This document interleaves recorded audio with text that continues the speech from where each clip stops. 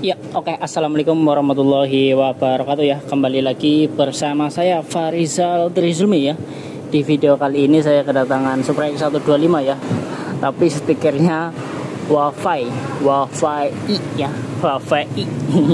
Ini kasusnya tenaganya loyo ya, tidak ada tenaga dan tuntutan ya. Apalagi kalau beban boncengan itu tuntutan akan sangat berasa ya. Dan untuk tuntutan itu sudah pasti ya, sudah dipastikan di area kopling ya. Dan saya sudah minta izin untuk membongkarnya di bagian kopling. Dan ternyata ya ini sudah menjadi hal yang biasa sebenarnya bagi saya.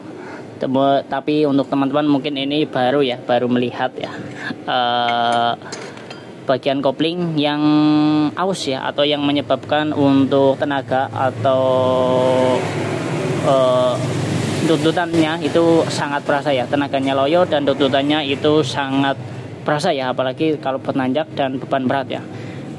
Dan untuk awal ya, untuk awalan ini, untuk awal ya, ini itu di bagian kampas kopling ya tuh.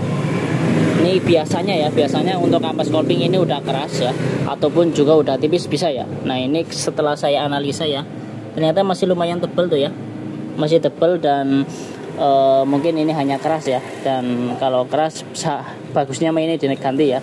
Kalau misalkan dananya belum mencukupi ya nggak masalah, dipakai lagi juga tidak masalah ya. Dan yang paling fatal itu ada di area kampas kopling atau kampas ganda ya, karena motor ini itu mengeluhkan pada saat tanjakan ataupun membawa beban berat itu sangat berat ya, atau tuntutan atau tidak ada tenaganya ya. Ternyata untuk mangkok gandanya sudah ngelekok parah tuh ya, tuh ngelekok parah, wah banget ya. Dan untuk kampas ganda ini sebenarnya masih bisa ya, cuma ini keras banget nih. Emang bagusnya diganti ini ya, agar tenaganya kembali normal ya. Ini masih ori sebenarnya itu ya, tuh KPH itu ya, original. Ini keras banget ya, kayak batu ya. Ini harusnya ya empuk lah ya,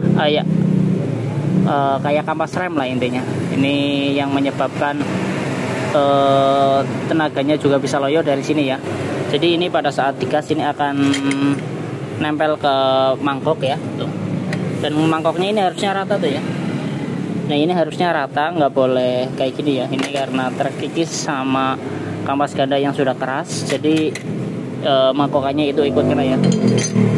Dan juga ini yang tuntutan ini terjadinya pengerasan pada karet bantalan ganda ya. Karet bantalan ganda ini bisa keras, kenapa ini? Karena ya tiap hari kena panas ya, namanya karet yang lama-lama jadi keras seperti batu ya. Ini nanti kita akan ganti ya. Jadi masalah yang mau dialami oleh motor ini itu di sini ya, hanya di area kopling ya. Untuk teman-teman kalau mengalami tenaganya loyo ataupun tidak bertenaga, apalagi saat berboncengan ataupun tanjakan itu loyo, berarti fix masalahnya ada di sini ya. Yang perlu teman-teman siapkan itu kampas kopling. Kalau rumah koplingnya masih bagus, masih bisa dipakai lagi. Dan yang pasti ya, kalau saya setiap bongkar tenaganya loyo sudah pasti mengkokannya sudah ngelekok ya, atau ngantong tuh ya, ngantong. Dan juga kampas gandanya sudah keras banget, terus karet bantalan gandanya juga sudah keras ya. Dan ini kalau mau enak ini diganti rumah mangkokan kampas ganda dan kampas gandanya. Terus juga ini ya, karet bantalan kampas gandanya tuh ya, ini udah keras banget tuh, udah kayak batu, ini harus diganti nih ya. Dan kampas kopling ya, jadi ini putaran awal setelah gigi 1 2 ini menggunakan kampas kopling ya.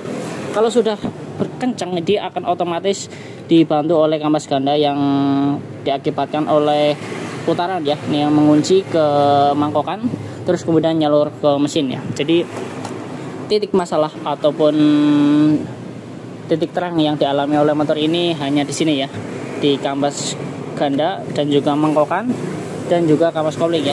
Dan kalau mau enak itu yang diganti ya. Tapi kalau misalkan teman-teman cek, kalau misalkan kampas ganda, kampas kopling ini masih bisa ditunda ya, mungkin 2 atau 3 bulan misalkan uangnya ngepres. Yang pasti ini ya, nah ini mangkokan sama kampas ganda dan bantalan ganda itu sudah pasti ya, apalagi untuk tenaganya loyo di motor KPH atau Supra X125 dan Karisma. Oke ya, itu mungkin sedikit tips atau informasinya mengenai masalah Supra X125 atau Wafei